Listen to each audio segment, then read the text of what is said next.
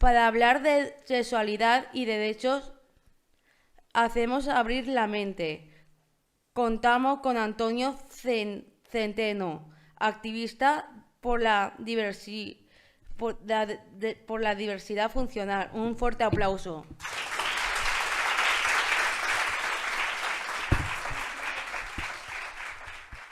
Molt bon dia a tothom. Gràcies por venir hoy al tema que nos ocupa, que es un tema que suele dejarse al final de la lista, ¿no? Cuando se habla de diversidad funcional, pues lo que se nos ha planteado siempre es que primero tenemos que ocuparnos de las cosas importantes, ¿no? Pues las rampas, las pensiones, los asistentes personales, un montón de cosas muy complicadas, y que luego ya al final de todo eso, si nos queda algo de tiempo, pues ya hablaremos de eso de la sexualidad, que es un poco lío, ¿no? Un poco difícil, tampoco sabemos muy bien qué decir, ¿no? Tenemos el problema de que los normales tampoco lo tienen muy bien resuelto el tema, con lo cual la mayoría prefiere no hablar del tema demasiado porque la cagan más todavía de lo habitual.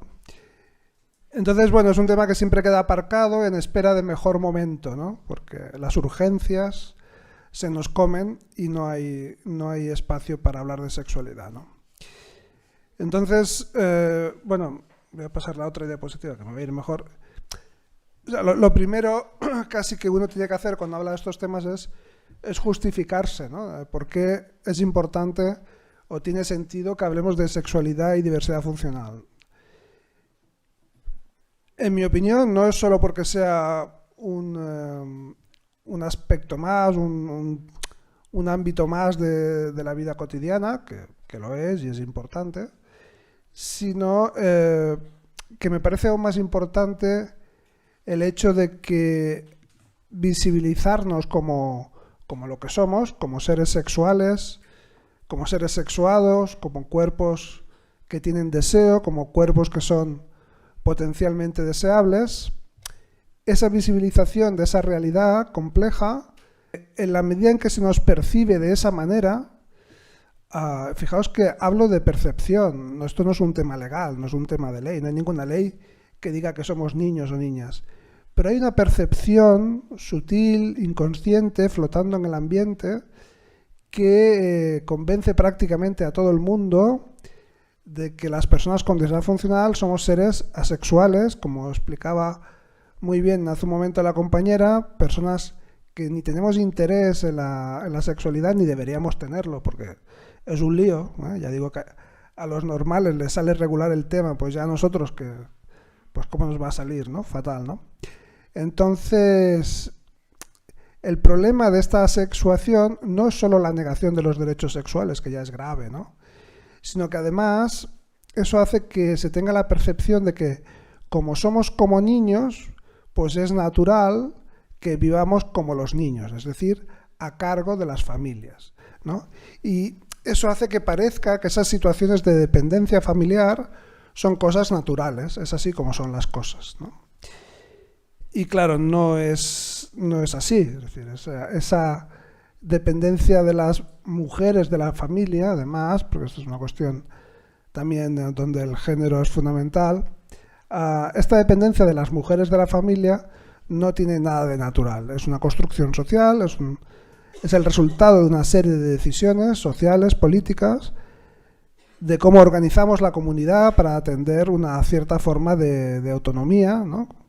Peculiar, minoritaria, esta forma de autonomía que tenemos algunas personas con diversidad funcional, que consiste en hacer las tareas cotidianas con las manos de otras personas y nuestras propias decisiones, ¿no?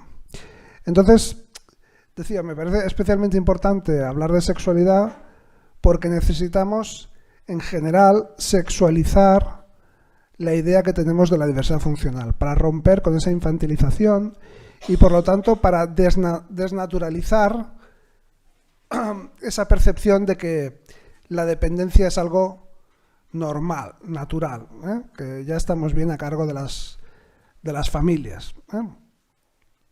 Eso tiene como consecuencia que acabamos en esas situaciones de dependencia y cuando no está la familia o hay algún tipo de dificultad, pues acabas en una institución, con lo que ello supone de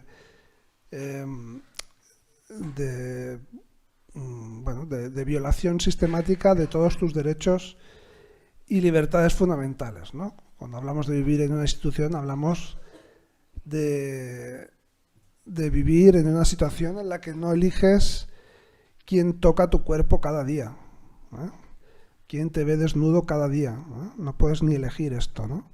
Te ven desnudo y te tocan, pues quien sea, no es tu asunto, tu cuerpo deja de ser tuyo, ¿no? Cuando estás sobreviviendo en una institución, ¿no? Entonces, esto no cae del cielo, esto cae de pensar que eso es natural, que lo que debemos hacer es estar con las familias, si la familia por lo que sea no puede, pues entonces pues que se encarguen los profesionales de una institución, ¿no?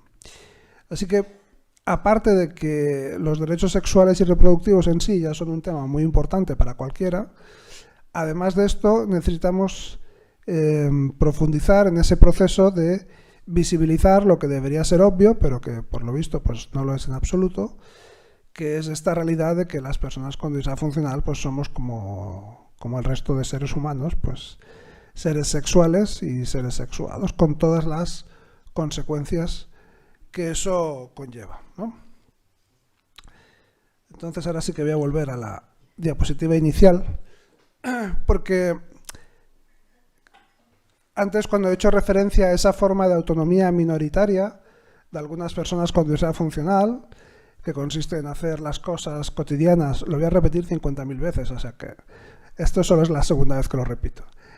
Hacer las cosas con las manos de otra persona, pero tus propias decisiones. No estoy pensando solo en personas con diversidad física, Aquí las manos es una metáfora, Esas manos pueden ser también un conjunto de indicaciones, un acompañamiento, puede ser apoyo tecnológico, como esta silla de ruedas eléctrica, puede ser cualquier tipo de apoyo que permita el desarrollo de esas actividades cotidianas, ¿no? Entonces, cuando hablo de mis decisiones, lo que hay que entender es que hay diferentes maneras de tomar decisiones también. En particular, muchas personas con diversidad intelectual tienen una forma de tomar decisiones que es más compleja que la habitual, ¿no? De la mayoría pues tomamos decisiones pues directamente sobre todos los aspectos de nuestra vida, siempre y en todo momento, ¿no? Y en cambio, muchas personas con diversidad intelectual necesitan una serie de apoyos para que eso tenga sentido y funcione correctamente en sus vidas, ¿no?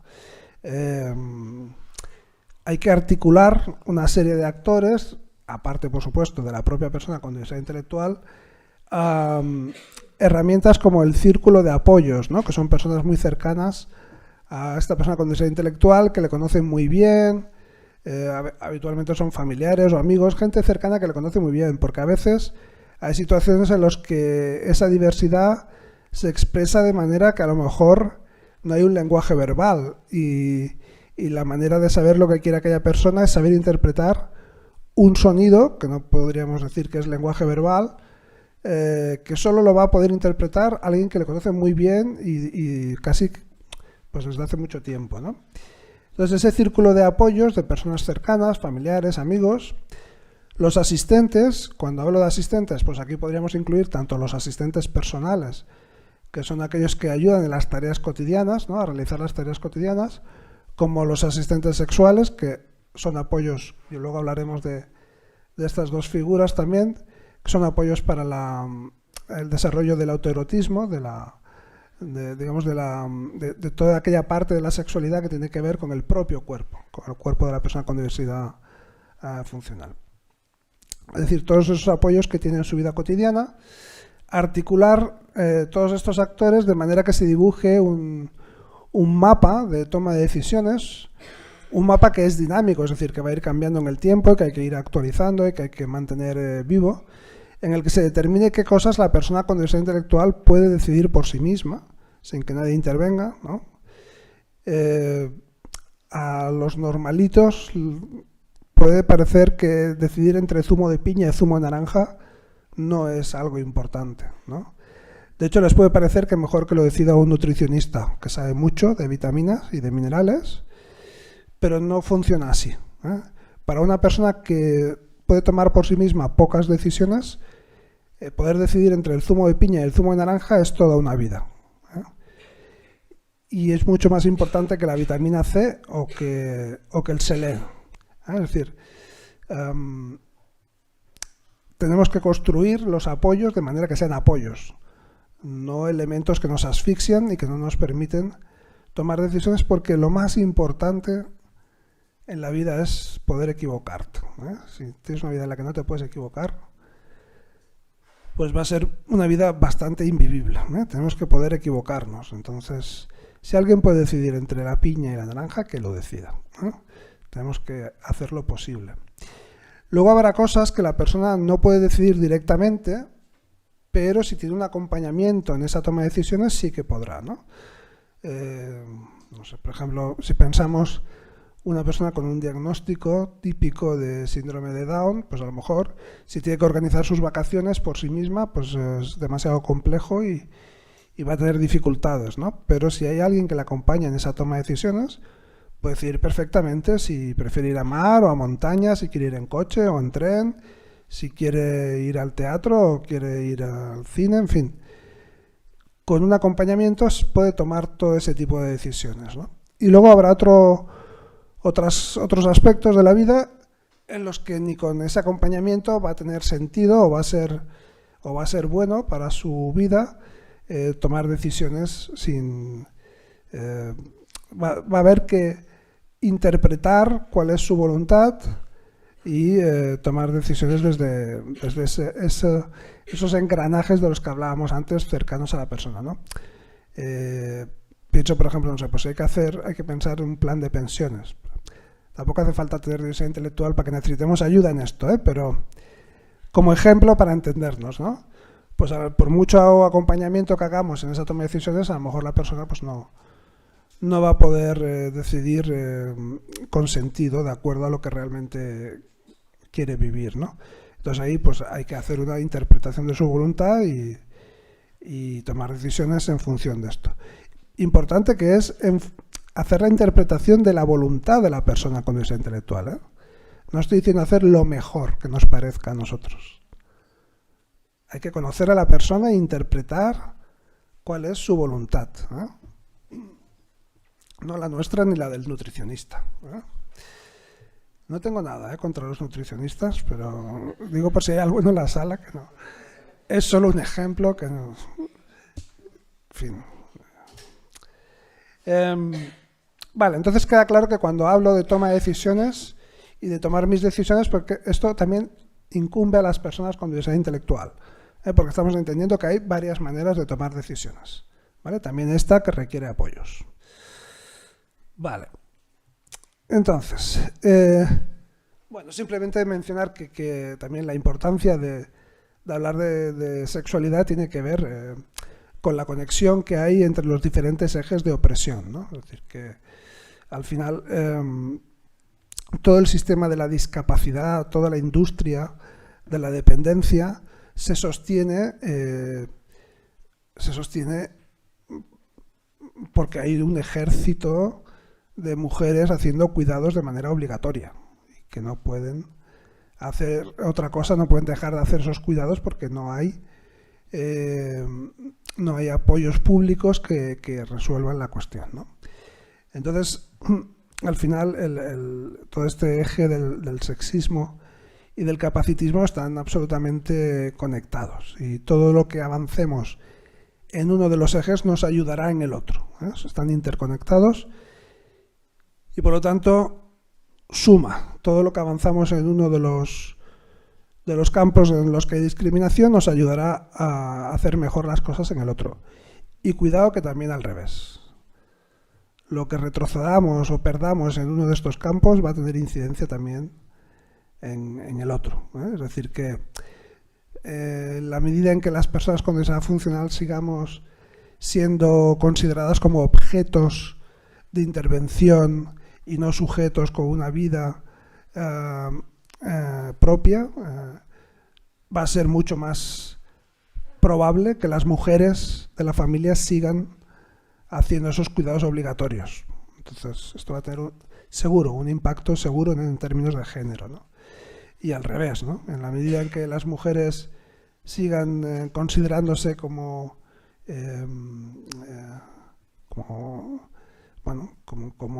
en esa obligación de los cuidados de la familia, pues va a tener un impacto directo, va a ser mucho más probable que las personas con esa funcional sigamos viviendo como objetos de intervención, de esa buena voluntad, de ese amor, pero no con una vida propia.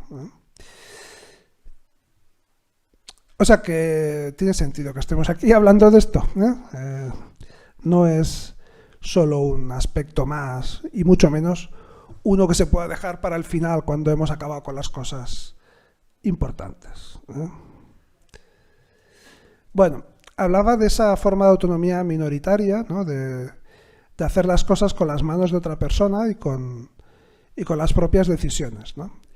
Esto a veces se entiende mucho más fácil cuando el apoyo, en lugar de ser una persona, pues es un apoyo tecnológico, ¿no? Por ejemplo, ahí veis una foto de una silla de ruedas motorizada, eléctrica, ¿no? Entonces, la silla hace todos los movimientos los hace la silla, ¿no? Y pues puedes ir paseando, ¿no? Mientras no haya escalones, puedes ir paseando por donde decidas. Tomas todas las decisiones sobre esa acción. Decides hacia dónde vas, a qué velocidad, cuándo, ¿no? Tomas todas las decisiones importantes sobre esa acción de pasear. Por lo tanto, tiene sentido pensar que tú estás paseando, no que te está paseando la silla. ¿Se entiende? Esto no es un juego de palabras. Si te pasean, eres un objeto, ¿no? Sobre el que interviene, en este caso sería la silla, ¿no? El robot. Si paseas tú, eres tú quien está tomando las decisiones. Y vivir como un objeto o vivir como un sujeto son cosas muy diferentes, ¿eh? Muy, muy diferentes. Entonces, con la silla se entiende bien. Casi nadie defendería que es la silla quien te pasea. No voy a decir que nadie, porque, bueno, cómo está el patio, ¿no?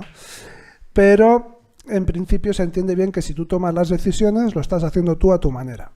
En este caso, pues, con este apoyo tecnológico. Pero claro, ¿qué ocurre cuando el apoyo no es una máquina, sino que es una persona válida, una persona normal, una persona capaz? Pues entonces el incapaz, el inválido, desaparece. Ya no es más un sujeto, y esa situación solo se puede entender como un objeto sobre el cual el sujeto, el válido, el normal, interviene.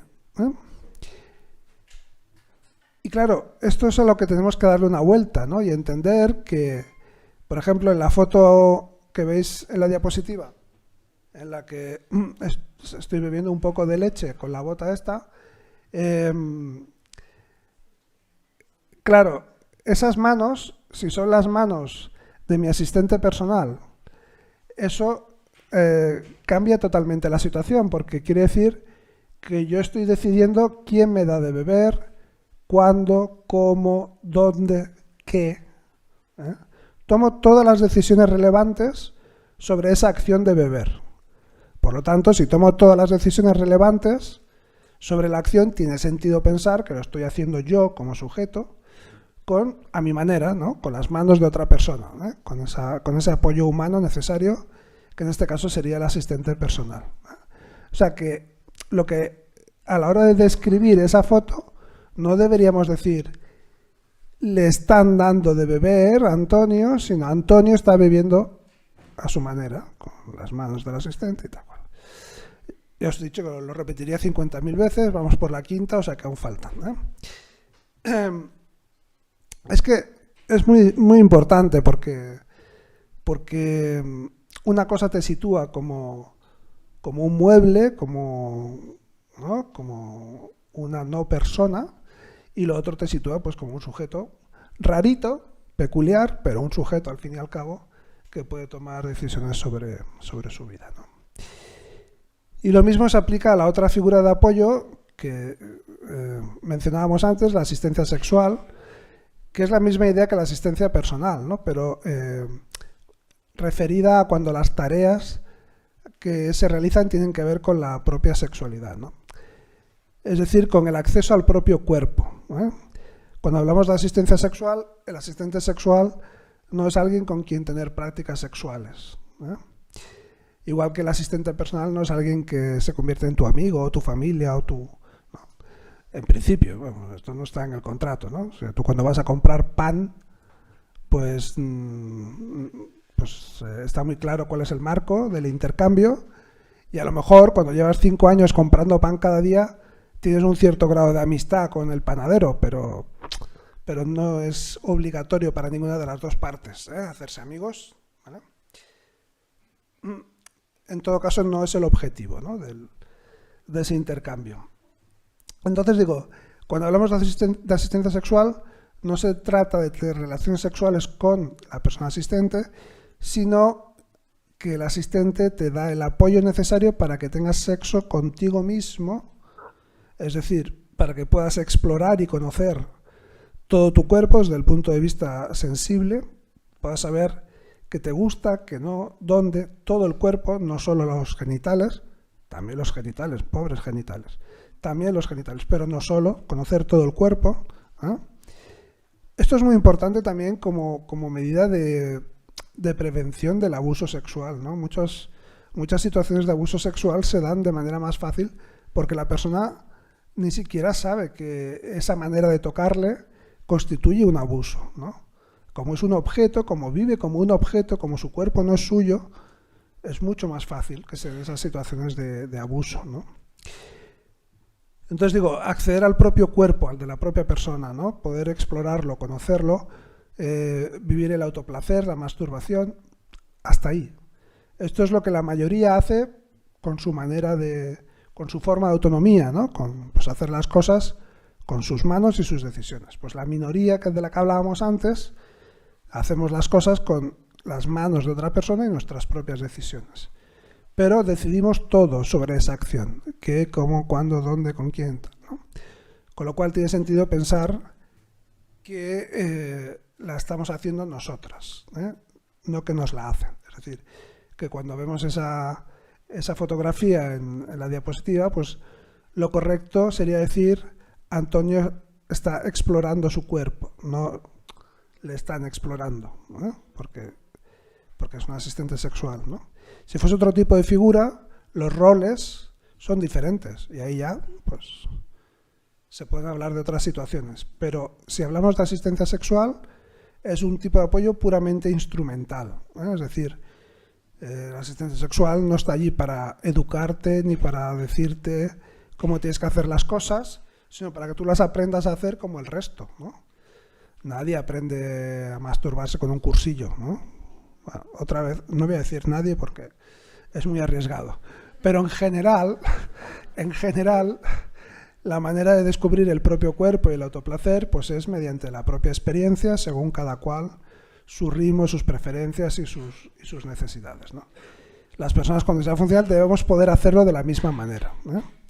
O sea que no es una intervención de tipo educativo, aunque lógicamente cada vez que alguien tiene una experiencia pues puede aprender de ella, lógicamente. No es una intervención terapéutica porque no tiene que ver con una disfunción o una enfermedad, sino tiene que ver con una forma de autonomía minoritaria.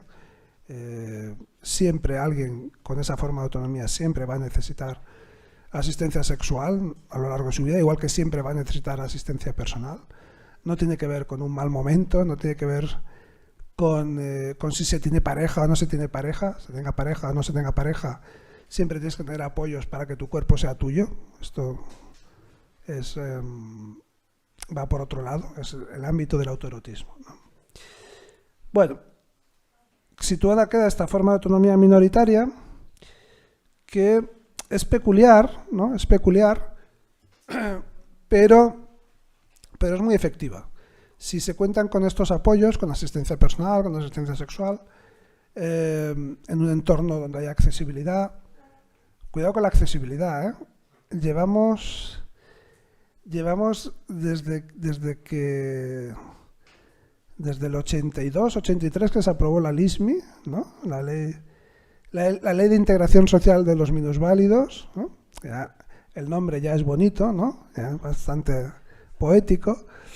Llevamos desde entonces hablando de accesibilidad y nunca se ha cumplido ninguna ley, ninguna gran ley de las que se han hecho se han cumplido en España. No se cumplió la LISMI, no se cumplió la Liondau en el año 2003, la ley de dependencia en el año 2006, luego la refundición de las no sé qué hace un par de años, la Convención Internacional de la ONU tampoco desde 2008, nunca se ha cumplido ninguna ley.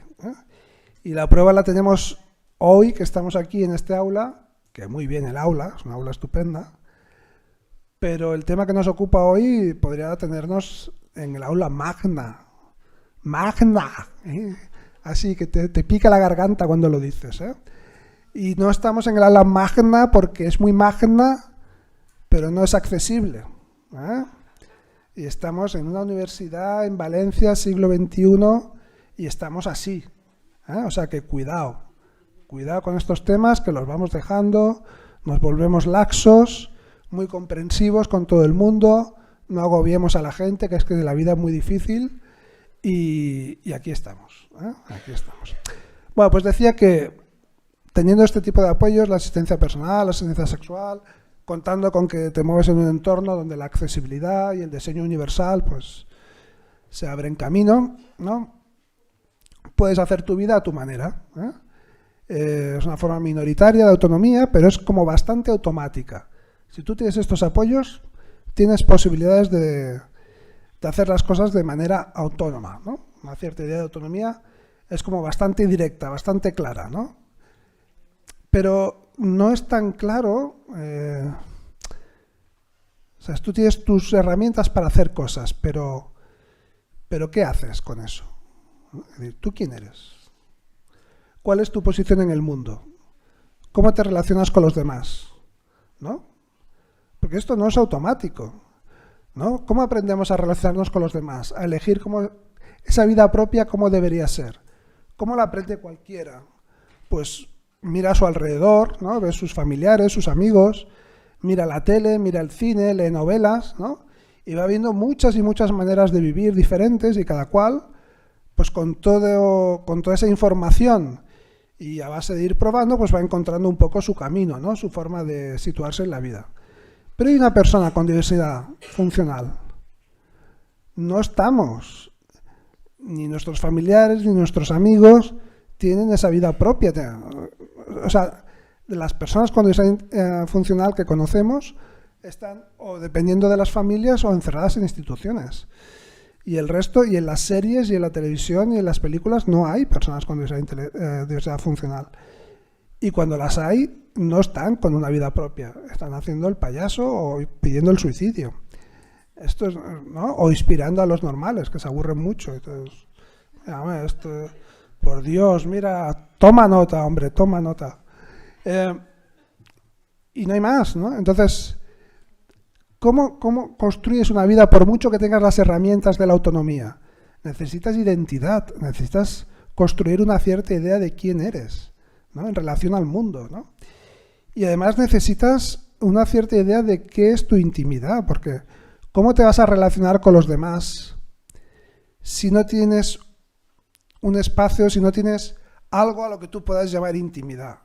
Y esto no es automático, porque ¿qué significa la intimidad cuando te duchas con las manos de tu asistente personal? ¿Qué significa la intimidad cuando te masturbas con las manos de tu asistente sexual? No es tan automático que haya una forma de intimidad para las personas con esta forma de autonomía.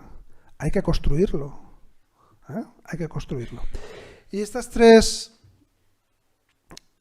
ideas, la autonomía, la identidad, la intimidad, forman un círculo indisoluble, ¿eh? O sea, para tener una vida propia necesitas las tres. Solo con tener autonomía no es suficiente. Con ninguna de ellas es suficiente, pero las tres son necesarias. Y entonces hay que articularlas y construirlas conjuntamente. No es inmediato, no es fácil. Es sutil, es interesante, ¿eh? No es automático, ¿de acuerdo? Ligado a la identidad, a la autonomía, a la intimidad, pues tendríamos que la la autonomía tiene que ver sobre todo con apoyos materiales. Hablábamos de la asistencia personal, de la asistencia sexual, de la accesibilidad, de la robótica, en fin, una serie de apoyos que hacen posible esa forma de autonomía peculiar. La idea de la identidad, de cómo construimos qué es ser una persona con diversidad funcional que tiene una vida propia, tiene que ver con esa representación cultural, con ese mundo que se construye en la cultura, en el arte, en los medios de comunicación, ¿no? Toda esa dimensión simbólica de la vida que hace que situaciones que no son cotidianas para nosotros se vuelvan tan reales como ir a comprar pan, ¿no? Es decir, que nadie ha ido a la Luna y todo el mundo tiene un montón de imágenes en la cabeza de lo que supone un viaje espacial, ¿no? Y a veces uno se encuentra soñando cosas de estas, dices, pero ¿esto cómo está, no? Pues esto es cómo se construye la realidad, ¿no? Con tu experiencia cotidiana, pero también con aquello que el arte, la cultura y los medios de comunicación ponen en tu cabeza, ¿no? Y esto es lo que nos ayuda a construir una cierta idea de identidad. Y luego el ámbito de la intimidad, cómo construir una intimidad que sea compatible con esa forma de autonomía, nos lleva al terreno de la bioética, ¿no? Porque al final, cuando hablamos de intimidad, hablamos de aquello más interno, más singular y más propio de la persona, ¿no? Y esa singularidad, ese último valor más interno, ¿no?, de cada persona, empieza a construirse con lo que las leyes dicen de nosotros, ¿no? Y tenemos una ley del aborto que dice que si te vas a parecer a alguien como Antonio, pues el plazo para abortar es diferente mayor, ¿no? O sea, más fácil abortar a alguien que se va a parecer a Antonio que a alguien que se va a parecer a cualquiera de la sala que no es Antonio, ¿no? Es decir, tenemos plazos diferentes en función de las características físicas del feto, ¿no? ¿Esto qué nos dice sobre quiénes somos? Nos dice cosas muy malas sobre quiénes somos. Y nos dice cosas muy malas de cuál es nuestra relación con el mundo y cuál es nuestro papel en el mundo. Lo que dice la ley, ¿eh? No estoy hablando de la acción de cada mujer. En mi opinión, y lo que dice el sistema de derechos humanos, es que cada mujer debería poder abortar por lo que considere oportuno, o sea, su cuerpo, y debería poder abortar con libertad. Pero que una ley diga que se puede abortar a unos sí y a otros no, o con plazo diferente, es grave. Te sitúa en un punto de partida pésimo. Y tenemos otra ley más reciente, la ley de eutanasia, que dice una cosa muy fácil de compartir, que es que pretende evitar el sufrimiento que es inevitable y que es insoportable.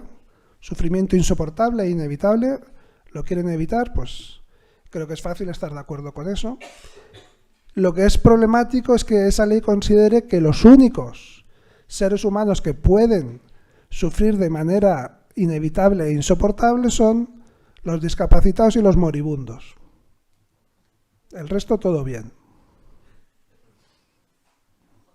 ¿no? Claro, esto te sitúa en un muy mal lugar, ¿no? Te tienes que empezar a mover en el mundo bajo una mirada. Cuando ese dedo de la ley te apunta, no te está dando un derecho, ¿eh? Te está poniendo bajo la guillotina y corre, ¿eh? No te van a hacer nada contra tu voluntad, ¿eh? Que somos civilizados. Pero se te abre la puerta tú mismo, ¿eh? El aula magna no es accesible, ¿eh? Pero si te quieres morir, no, estamos así, ¿no? Estamos así. A ver, que a mí el aula magna me la suda, pero que si fuese importante para mí, pues ¿qué? ¿Es feo o no es feo esto, no? Entonces, claro, es importante la bioética, es importante, es sutil, está ahí filtrándose, está situándonos en un punto de partida terrible, terrible, para construir una idea de ese interior tierno, esa idea de intimidad que debe ser protegida, ¿no? Bueno, esto me lo voy a saltar porque habla de la asistencia sexual, que es un rollo, y lo de los tipos de servicios, pues también me lo voy a saltar porque cada vez que hablo de esto hago amigos, así que fuera. Bueno, entonces, nada, vamos a pasar así muy rapidito porque ¿cómo voy de tiempo? ¿Cómo voy? Súper bien, vale. Pues no tan rapidito. Vamos a pasar a algunas diapositivas hablando de esto, ¿no? De la importancia de la bioética, por ejemplo.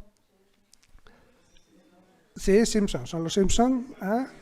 El señor Barnes, todo el mundo conoce al señor Barnes, deberíais, es un tipo encantador, como se puede ver en su mirada, ¿no? Y bueno, esto, ¿no? Es decir, tiene que quedar claro que la posición del movimiento de vida independiente respecto a la eutanasia no es contraria a la eutanasia, o sea, es al revés. Lo que defendemos es una eutanasia libre, un suicidio asistido libre, es decir, que la vida no sea una obligación, que quien se quiera marchar no se vea obligado a un acto brutal como tirarse al tren o tirarse por una ventana, ¿no? Que quien se quiera ir por las razones que sea, deberá argumentarlo, claro, no es, pero que las argumente, las que sean, y si se quiere ir y no hay manera de que sea de otra manera, pues que se vaya de la manera más civilizada y mejor posible, acompañado de los suyos y listo, ¿no? Y no hace falta decir quiénes son que sufren tanto, si no somos tan listos para saberlo, ¿no? Quien sufra, que lo diga, que lo argumente y que lo defienda, y ya está. No hace falta estar en ningún colectivo específico para sufrir de manera insoportable. El sufrimiento humano es algo más complejo que eso, ¿no? Así que lo que es solo para algunos nunca es un derecho. Es otra cosa, bastante más fea. Este también lo conocéis. Sí, ¿no? Es un meme. El actor es bastante conocido también. Este es otro meme, ¿no? Pues la misma idea, ¿no? No es que seamos contrarios al suicidio asistido, sino todo lo contrario, que lo que queremos es que sea libre, no selectivo, no señalando con el dedo quiénes son los que deben pensarse si se van o no. Y también aquí aprovecho para hablar del tema del lenguaje, ¿no? En esa representación cultural, en esa dimensión simbólica de lo que supone vivir con diversidad funcional, es importante el lenguaje, ¿no? Las palabras y el lenguaje, o sea, el lenguaje y el pensamiento son la misma cosa, Lo que pasa es que el lenguaje puede ser oral o no, verbal o no, de muchos tipos de lenguaje, pero no puedes pensar si no hay una estructura lingüística que te permite pensar, y si hay pensamiento hay un lenguaje, ¿no? Es decir, que sería más correcto hablar del lenguaje-pensamiento, son la misma cosa. Con lo cual, las palabras sí tienen importancia. Las palabras no son una varita mágica que lo solucione todo, nada lo es, pero tienen importancia, Cuando antes he hecho referencia a la ley de integración social de los minusválidos, pues nos ha sonado un poco de otra época, ¿no? De otra época, ¿no? Bueno, y es de otra época, pero el aula magna sigue sin ser accesible, O sea, que otra época, pero bueno, no tan lejos, Es decir, las palabras son importantes, ¿no? No porque cambiando una palabra automáticamente cambies la situación de alguien, que es lo que quieres, ¿no? Lógicamente lo que quieres es que la gente viva en buenas condiciones, ¿no? Y es cierto, tú cambias la palabra y no cambias la realidad de manera automática, De manera automática no, pero sí vas orientando la mirada, el pensamiento y por lo tanto en algún momento las acciones hacia otro lugar. Así que tenemos que... Yo no digo que la manera de decir las cosas sea la que utilizo yo, Yo utilizo lo que a mí me parece. Lo que digo es que todo el mundo debería pensar lo que dice. Luego que diga lo que quiera, pero después de pensarlo. Que lo que pasa es que vamos muy automatizados, ¿eh? No pensamos lo que decimos. Por ejemplo, para defender decir discapacidad, mucha gente dice, pues, hombre, es el término oficial. Bueno, es que sea oficial debería ponernos en guardia, porque subnormal era oficial también. Idiota, imbécil eran términos médicos, neutros para referirse a nuestras realidades, ¿no? Con lo cual, pues que algo sea oficial es casi más a favor de cambiarlo que no de defenderlo, ¿eh? Ir con cuidado con eso, ¿no? También hay quien dice algo de que cuando dices diversidad funcional invisibiliza, ¿no? Bueno, invisibiliza quiere decir entonces que cuando dices discapacidad, ¿visibilizas qué? ¿Qué es lo que quieres visualizar, visibilizar cuando dices discapacidad? Hombre, a lo mejor, pues si te dedicas a vender cupones, pues a lo mejor lo que pasa es que quieres mantener una cierta visión dramática, épica de lo que es la diversidad funcional, ¿no? Y situarlo en el drama personal, bueno, en fin, en donde siempre ha estado, ¿no? Por lo tanto, efectivamente, las palabras que utilizas visibilizan algo, ponen el foco en algo. Cuando dices diversidad funcional, pones el foco en algo. Cuando dices discapacidad, pones el foco en otra cosa. Cada cual pues ya puede ir viendo en qué se pone el foco, ¿eh? No hace falta tampoco hacer un doctorado, ¿eh? Luego otra tontería estas que se dicen es, no, pero es que si dices diversidad funcional no dices nada, porque todos tenemos diversidad funcional, todos funcionamos diferente, ¿no? Bueno, no, solo lo decimos cuando esa manera de funcionar hace que sufras una discriminación sistemática, ¿eh? Si no, pues no se dice, ¿eh? No es tan fácil, ¿eh?, entrar en el club. Se entra solo si hay una discriminación sistemática y sistémica en todos los ámbitos de la vida cotidiana, ¿vale? Así que bueno. Ya está. Porque lo siguiente ya es mucho rollo de... No, qué rollo. No, nada. No, esto ya no. Entonces, ahora es un rollo. Otro día con más tiempo. Cuando hagan accesible el aula magna, lo ponemos todo entero allí. Hacemos el PowerPoint magno con todas las diapositivas. Entonces, ahora, así como a modo casi de descanso, quería... Sí, no descanso de verdad, pero como una especie de descanso, os quería poner un pequeño vídeo, que son unos 10-12 minutos, no recuerdo muy bien. Es una parte del documental Yes We Fuck, no sé si lo conocéis. Es un documental sobre sexualidad y diversidad funcional que hicimos en 2015. Bueno, en 2015 lo estrenamos. Está disponible en diferentes sitios y plataformas. Y también pirata, me temo. Son 6 historias, el documental son 6 historias. Y hoy vamos a ver una de esas 6 historias, que son eso, como 10-12 minutos, ¿vale? Yes, we fuck.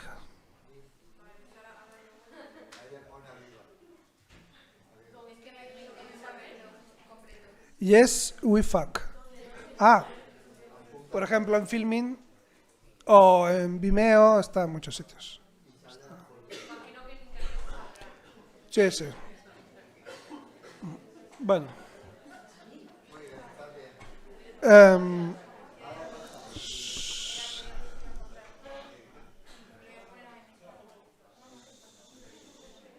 Bueno, por desgracia, por suerte y por desgracia, 8 años después de estrenar el documental, sigue teniendo sentido, ¿no? Sigue siendo algo que es necesario ver, ¿no? Por suerte, pues porque quiere decir que se hizo un buen trabajo, y por desgracia, pues porque no nos movemos de donde estábamos, ¿no? No hemos avanzado mucho en estos 8 años. No lo suficiente como para que el documental quede desfasado, por desgracia. Entonces, bueno, es un documental, ya digo, de 6 historias. Esta es una, quería mostrarla porque está enfocada en la diversidad intelectual. Y de las 6 historias es la única del documental en la que no hay práctica sexual explícita. Habéis visto que lo único que había eran personas con diversidad intelectual hablando sobre sus ideas sobre sexualidad, familiares, y lo único sexual que había eran un par de besos así, bueno, bastante castos, ¿no? Que conste que, o sea, que decir, nos costó mucho conseguir esta historia. El documental se acabó casi medio año más tarde de lo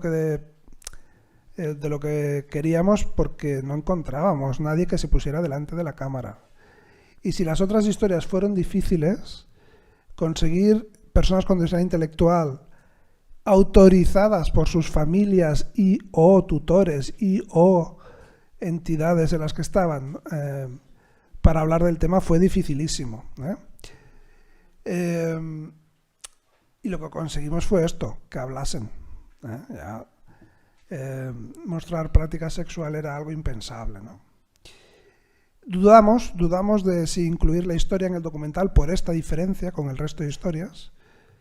Al final la incluimos porque pensamos que justamente mostrar esa diferencia también era algo necesario, ¿no? Como dentro de esa discriminación y de esa falta de ejercicio de los derechos fundamentales, las personas con diversidad intelectual aún están un peldaño más abajo, ¿no? Aún están más, hay más capas de opresión sobre las personas con diversidad intelectual cuando hablamos de sexualidad, ¿no? No solo de sexualidad, pero también aquí, ¿no? Entonces, bueno, 3 cosas y ya pasamos al turno palabras, para que podamos comentar todo.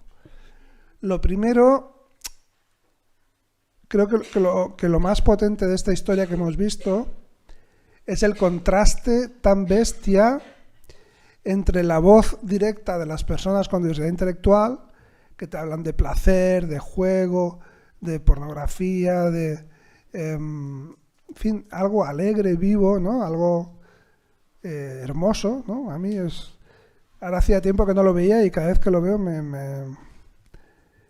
no sé, me da alegría, ¿no? Esta parte de escuchar a las personas con diversidad intelectual hablando directamente.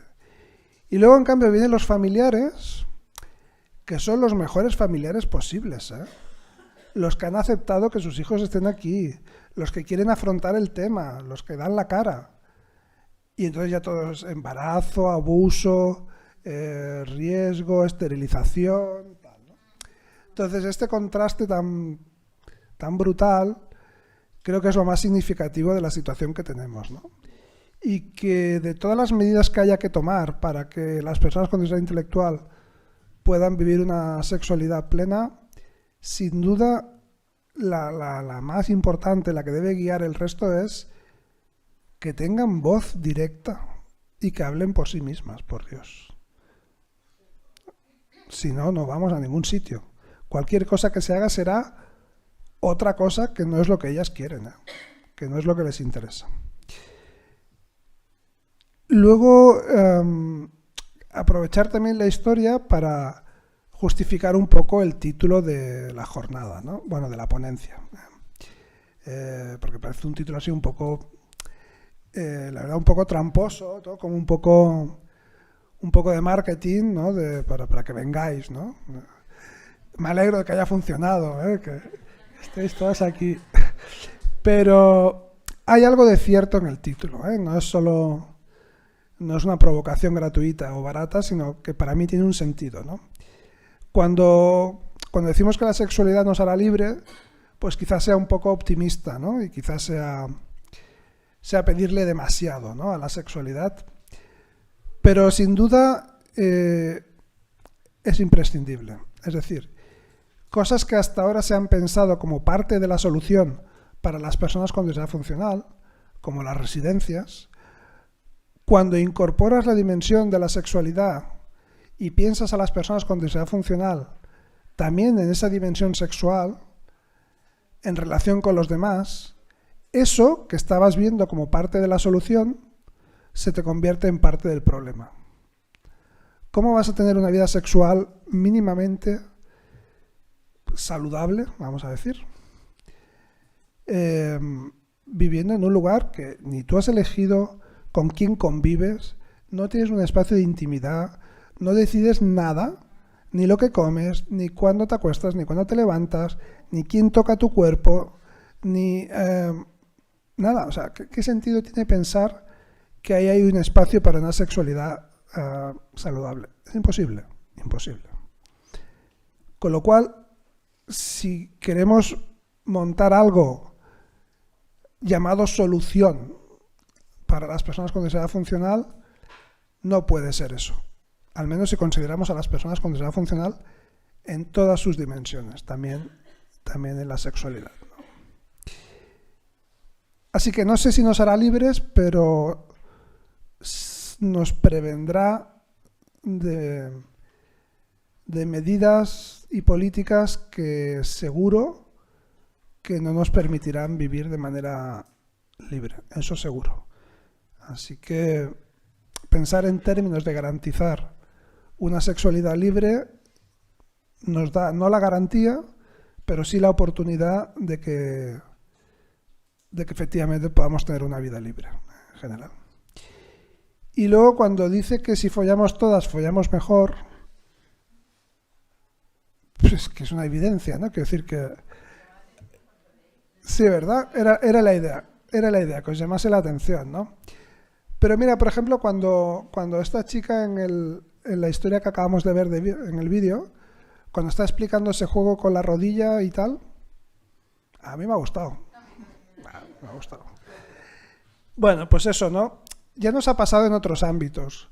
Cuando hemos hecho un transporte accesible, el transporte ha resultado más confortable y más seguro para toda la población.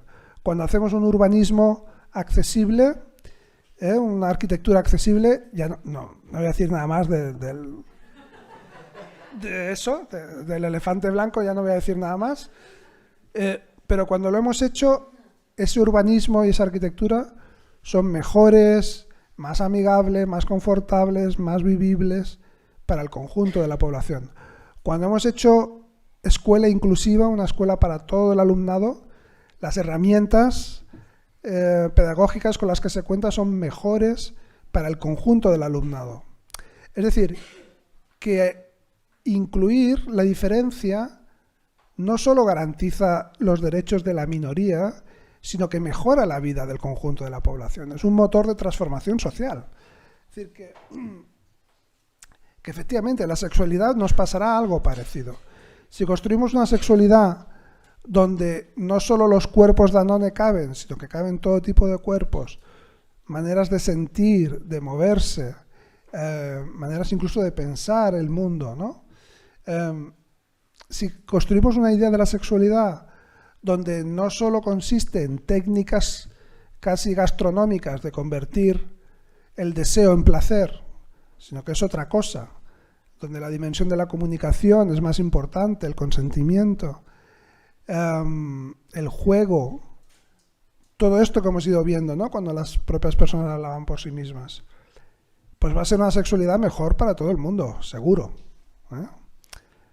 Así que algo de marketing había, pero me lo creo, ¿eh? Es decir, que nos ha pasado en otros ámbitos, en la sexualidad no debe ser diferente. Si conseguimos construir algo que valga la pena para las personas con diversidad funcional, va a ser algo necesariamente mejor para cualquiera, Y lo cerraría aquí y vamos a pasar al siguiente. Me llamo Judith y nada, quería decirte, Antonio, que lo que has explicado me ha encantado, ¿sabes? Porque hay muchos tabús y eso me molesta demasiado. Es más, yo nunca... porque claro, yo obviamente nunca he hablado con mi madre sobre el tema cómo tocarse y tal. Obviamente. Y ella tampoco, pues, me lo ha dicho. Entonces, pues lo aprendí sola. Y me gusta. Y lo disfruto en mí misma. Y con mi pareja, pues más todavía. Y encantada de la vida. Y para otras personas, pues lo mismo, que lo disfruten, que no tiene que ser un tabú, que vayan con cuidado, obviamente me refiero a la salud, pero que hay que tener placer, ante todo. ¿Por qué no?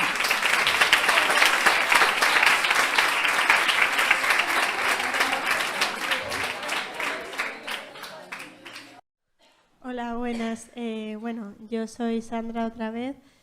La verdad es que, como a mi compañera Judith, este vídeo Antonio nos ha impactado a las dos, porque este tema, la verdad, yo nunca lo suelo tocar ni suelo hablar de ello, pero sí que creo que es necesario que nosotros, la ciudadanía y nuestras familias, vean que las personas con discapacidad intelectual y personas sin discapacidad intelectual podamos tener ese placer y lo que tú dices, ¿no? Ese derecho a expresarse, a poderse tocar, a poderse masturbar y a poderse dar gusto a uno mismo en su propio cuerpo y en el propio cuerpo de los demás, porque es necesario y es bueno, es saludable también en la vida. Y nada, no tengo nada más que decir, simplemente dar gracias porque has dado visibilidad tanto aquí y espero que lo sigas haciendo en muchos más sitios. Y nada, simplemente darte las gracias.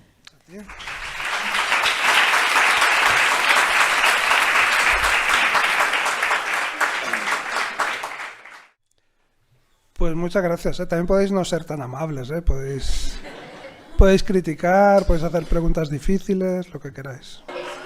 Bueno, muchas gracias, Antonio. La primera es que muchas gracias porque la verdad es que me ha encantado la charla y me parece bastante salida de los estereotipos, ¿no? que hace mucha falta. Nosotros venimos un poco de representación, estudiantes de integración social, y a mí me ha llamado un poco la atención, sé que quizá vamos a tener un debate sobre esto, que es la figura de la asistente sexual, porque claro, tú hablabas de que las personas que van con diversidad funcional, por ejemplo, son sujetos, no son objetos. Pero claro, en el caso del asistente sexual también es sujeto.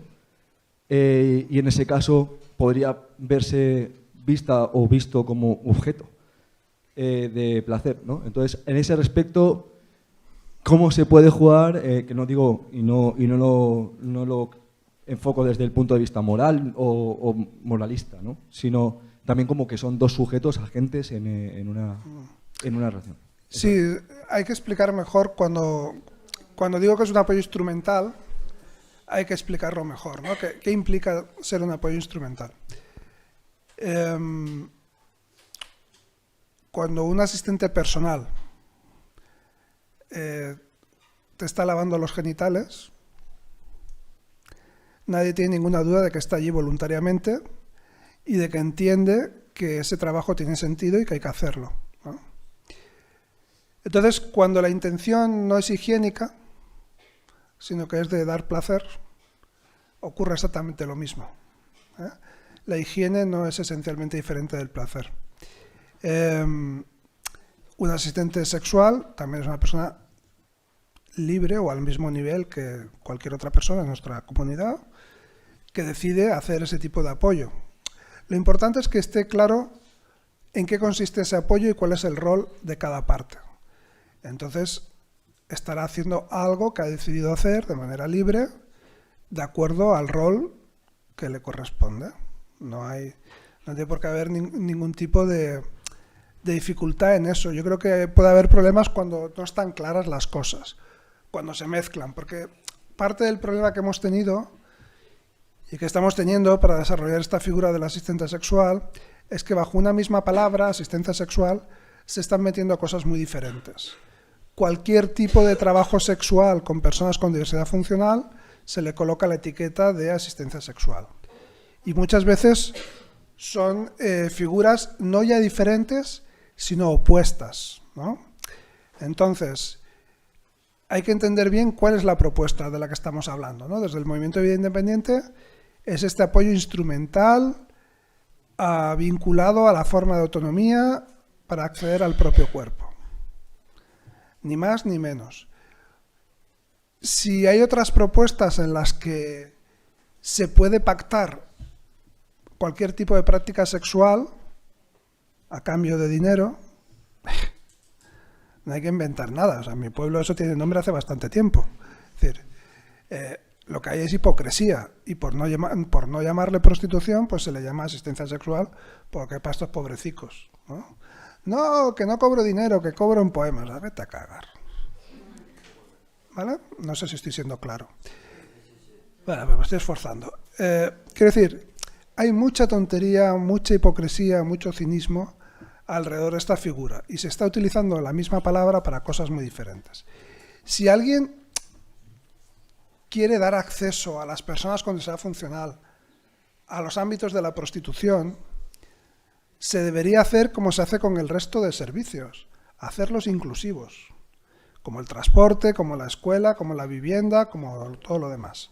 Si alguien piensa que en esos servicios hay algo valioso o algo necesario, pues habría que trabajar para hacerlos inclusivos y que atiendan a cualquiera, sea como sea, sabiendo que además eso haría que esos servicios fuesen mejores para el conjunto de la población, ¿no? Pero ese es otro tema. O sea, nosotros no estamos en esto.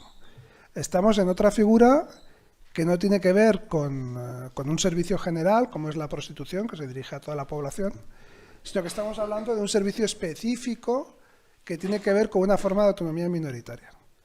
Entonces, el asistente sexual, tal y como se propone desde el Movimiento de Vida Independiente, limita sus acciones a lo que hemos dicho, explorar el cuerpo, la masturbación y demás, no por una cuestión moral, sino por una cuestión práctica de definición de la figura. Tiene que ver con esa forma de autonomía. Otras figuras son otra cosa, ¿eh? Y parte del problema que tenemos es que se está utilizando la misma palabra para cosas muy, muy diferentes, ¿no? Entonces, pero yo creo que si lo explicamos de manera sencilla, clara, tampoco es tan difícil.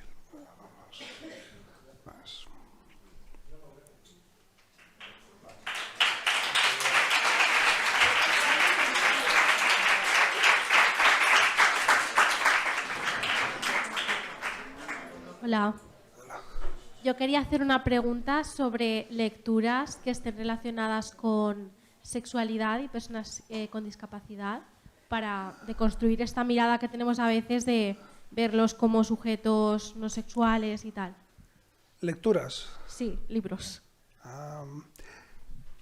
Mira, hace poco se ha publicado así un libro que es de ensayo, pero que utiliza mucho las referencias culturales a temas recientes, ¿no? De medios de comunicación o de películas. Un libro que se llama El cuerpo deseado. El cuerpo deseado, que el autor es Andrea García Santes Mases, es antropóloga y socióloga, e intenta poner en diálogo el feminismo con el anticapacitismo, ¿vale?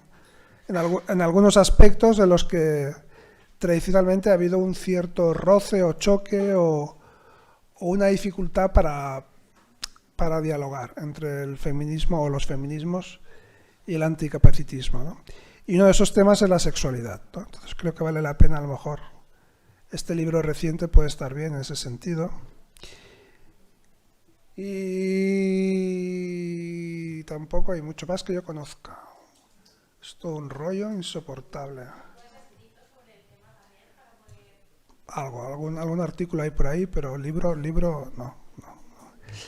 A nivel audiovisual sí que hemos trabajado un poco más.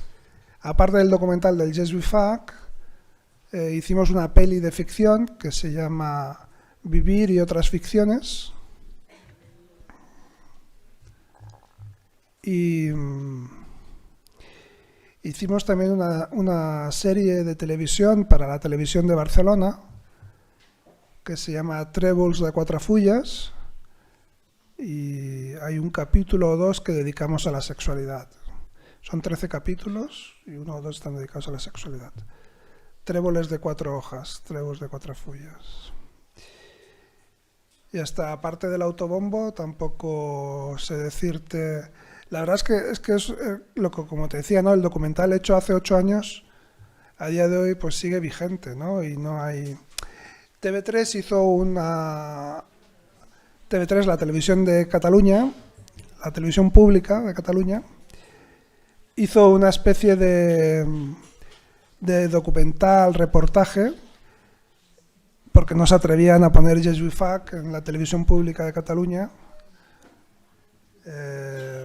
Entonces hicieron una cosa que a mí no me gustó,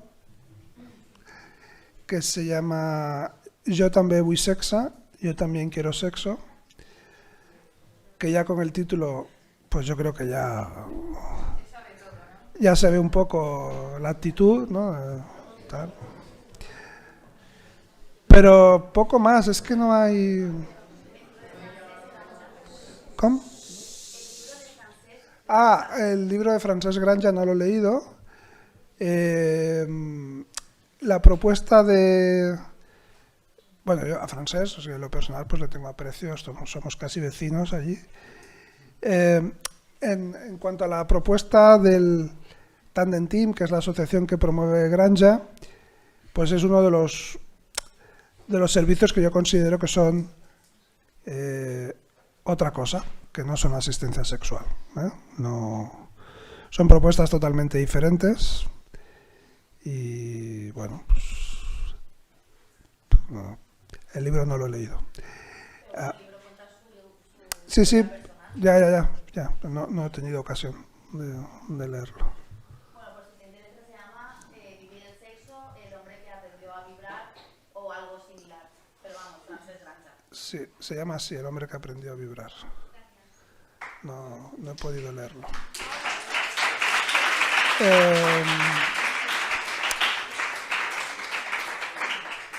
Sí que hay también alguna película más, donde algo hay, pero poco. Hay una peli muy rara que casi no se ha visto, pero que a mí me gustó, que se llama Hazme bailar mi canción. Hazme bailar mi canción. Que es bastante punky, pero está bien. Luego una no tan punky, que es más nice, pero que no está mal, es Margarita with a straw. Margarita con pajita. Pero no es... No, pero no es eso, es que estáis muy mal, ¿eh? Es pajita de... pajita de sorbet... O sea... A ver... Margarita es el cóctel, ¿vale? Margarita. Luego hay una comedia francesa que está bien para algunas cosas y que es irritante para otras, de hace ya más años, que es Nacional 7. Nacional 7. Luego ha habido otras que se han visto menos, pero que son interesantes. Dora, hay una que se llama Dora y la revolución sexual, y otra que se llamaba Gabriel. Están bien, no están mal. Bueno, a ver, y la novela que sí que hay que leer es Lectura fácil. Lectura fácil sí que hay que leerla, esta es buena, ¿eh? Esta es buena. Es un poco tocho, 400 y pico páginas, pero... Lectura fácil hay que leerla. Sí, pero por lo que dice la autora de la novela, la serie no le gustó.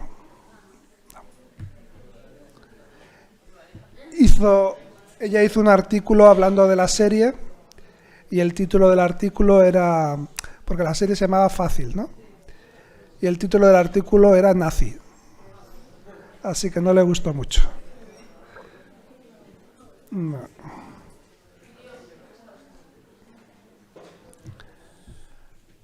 Bueno, pues si queréis preguntar, comentar.